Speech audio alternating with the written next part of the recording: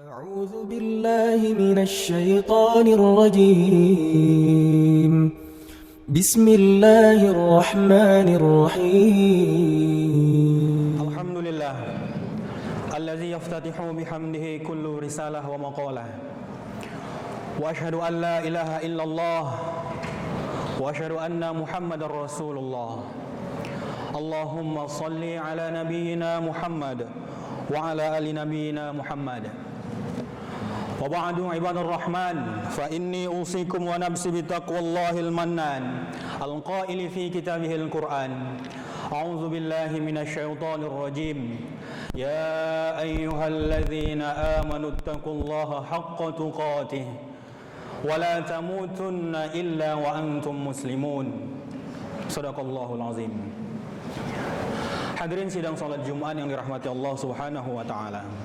Untuk memulai khutbah ini, marilah sama-sama kita mengawali, kita bersyukur, kita memuji Allah. Karena memang kemanapun kita arahkan pujian kita, tentu akan kembali kepada Allah pula. Kita memuji Allah dengan pujian yang agung, pujian yang diajarkan oleh Allah, yakni Alhamdulillahi Rabbil Alamin. Kita juga tak lupa untuk memunajatkan salawat dan salam kita tujukan kepada baginda Nabi besar Muhammad sallallahu alaihi wasallam dengan lafaz Allahumma shalli ala nabiyyina Muhammad wa ala ali nabiyyina Muhammad. Dengan hamdalah tadi, dengan salawat tadi, mudah-mudahan ibadah kita, salat dan mati kita, hidup dan mati kita diterima oleh Allah Subhanahu wa taala. Hadirin sidang salat Jumat yang dirahmati Allah Subhanahu wa taala. Pada siang yang mulia ini tiada satupun wasiat yang agung selain khatib menyampaikan kepada kita semua agar kita sama-sama meningkatkan ketakwaan kita kepada Allah Subhanahu wa taala. Mudah-mudahan khutbah ini menjadi ikhtiar kita untuk meningkatkan ketakwaan itu. Pada kesempatan khutbah ini khatib ingin menyampaikan atau membuat satu ikhtisar hikmah daripada sahabat Rasulullah sallallahu alaihi wasallam. Beliau adalah salah satu sahabat yang dicintai oleh Rasulullah sallallahu alaihi wasallam, yakni Abu Bakar As-Siddiq. Tepat pada bulan ini, yakni Jumadil Akhir, pada tahun 13 Hijriah yang lalu, sahabat Rasulullah itu wafat, meninggalkan dunia ini menuju kepada kehidupan abadi.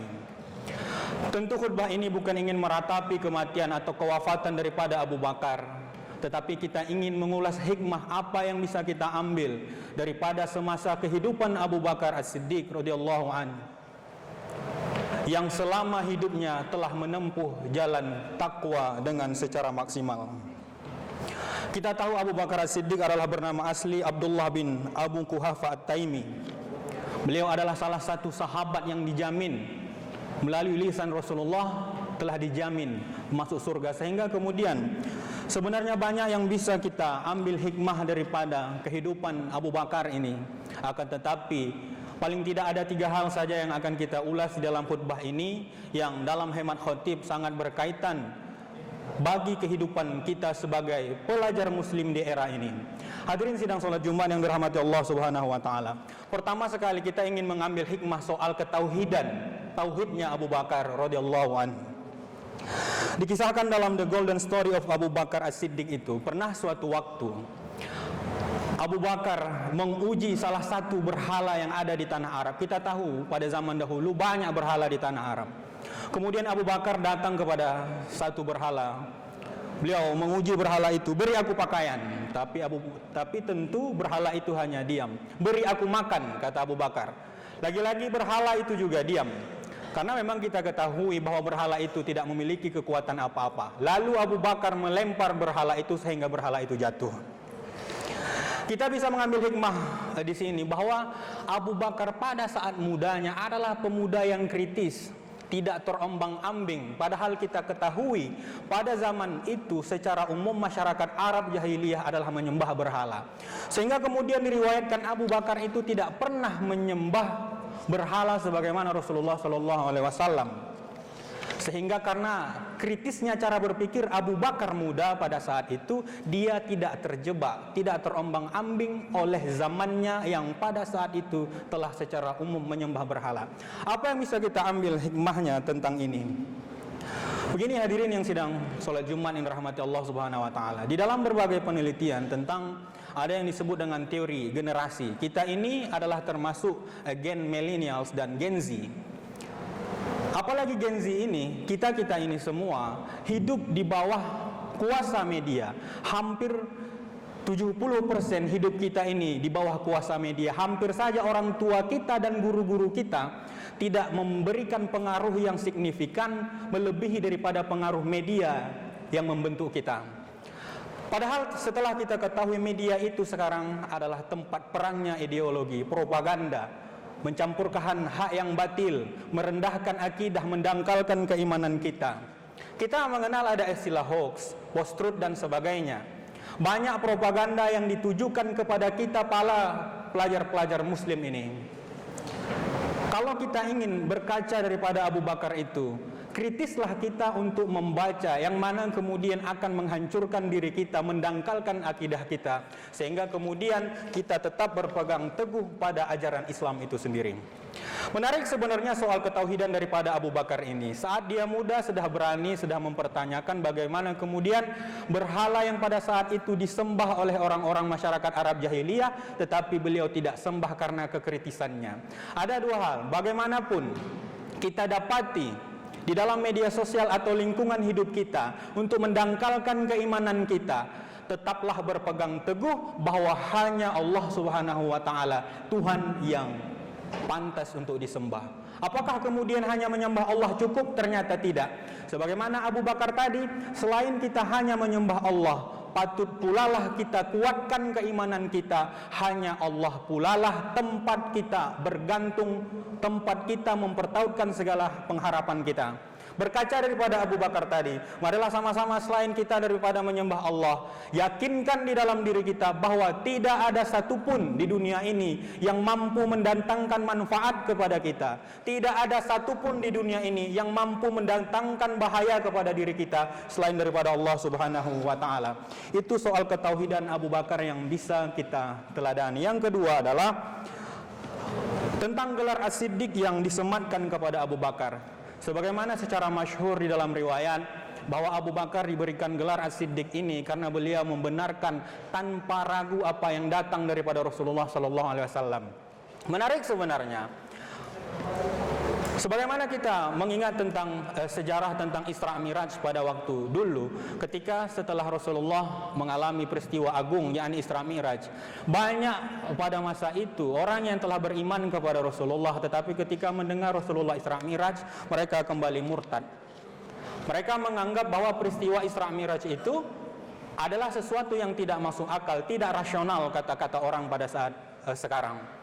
Akan tetapi kenapa Abu Bakar, pemuda cerdas, pemuda kritis, tidak mengkritik Rasul, tidak mengkritik ajaran Islam, padahal beliau adalah pemuda yang jenius dan kritis pada saat itu.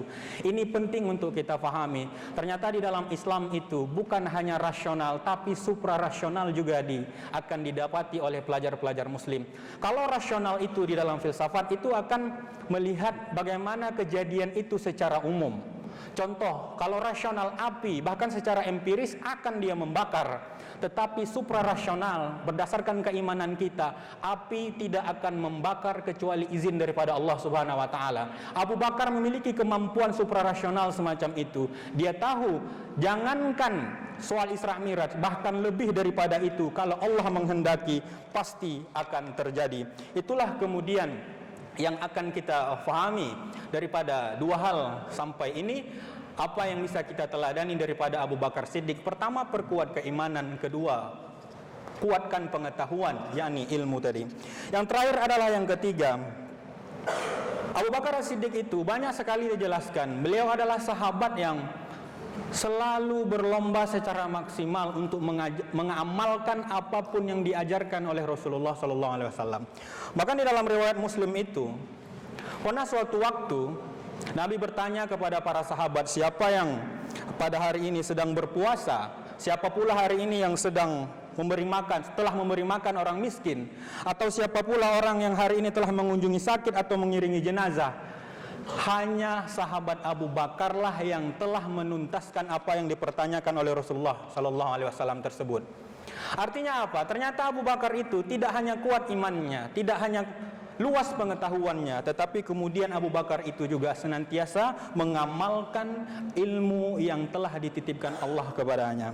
Hikmah yang terakhir ini sangat berkaitan dengan diri kita sendiri, bahwa bagaimana kita ketahui dalam hadis kudusi, Imam Ghazali tulis di dalam Al-Mawa'iz fil Ahadisil Qudusiyah, ada yang juga mengatakan hadis kudusi ini sebagai asar, bahwa waman amila bima alima awrathahu Allah taala ilma ma lam ya'lam, bahwa Allah Subhanahu wa taala akan memberikan kepada kita pengetahuan, akan menambahkan ilmu kita dengan jalan apa? Ketika kita telah mengamalkan ilmu yang telah dititipkan Allah pada kita.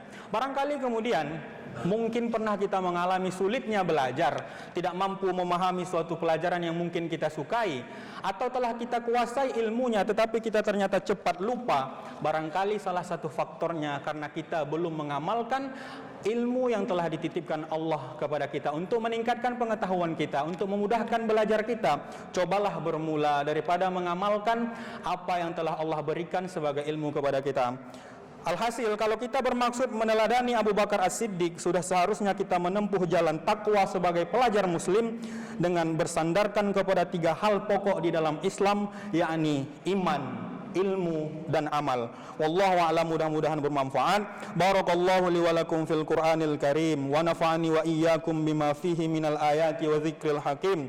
Wa taqabbalallahu minni wa minkum tilawatahu innahu huwas samiul alim wastaghfiruhu innahu huwal ghafurur rahim.